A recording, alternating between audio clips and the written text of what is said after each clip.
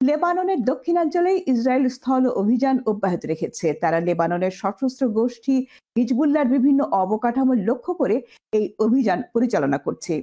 এছাড়া সীমান্ত এলাকায় হিজবুল্লাহর একটি টানেল গুড়িয়ে দিয়েছে বলে দাবি করেছে ইসরায়েল।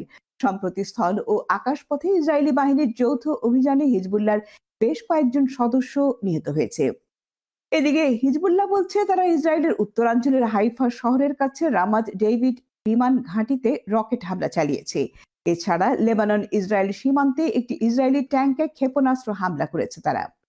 এদিকে লেবানন জুড়ে ইসরায়েলের অব্যাহত হামলার কারণে বিভিন্ন দেশ তাদের নাগরিকদের লেবানন থেকে সরিয়ে নিচ্ছে।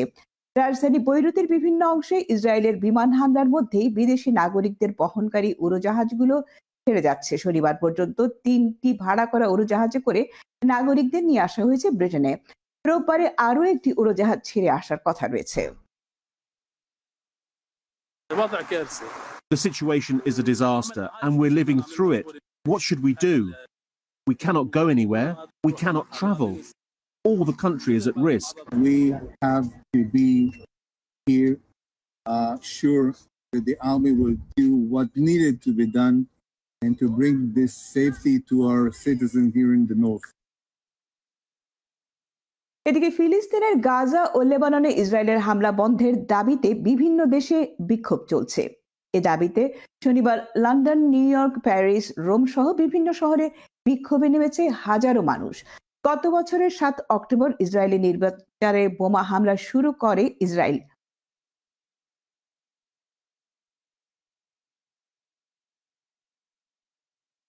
রোববার ফিলিস্তিনের অবরুদ্ধ উপত্যকাটিতে এই হামলার বছর পূর্তি হবে। দিনটি সামনে রেখে ইউরোপ ও যুক্তরাষ্ট্রের অনেক শহরে বিক্ষোভের ডাক দেওয়া হয়েছে।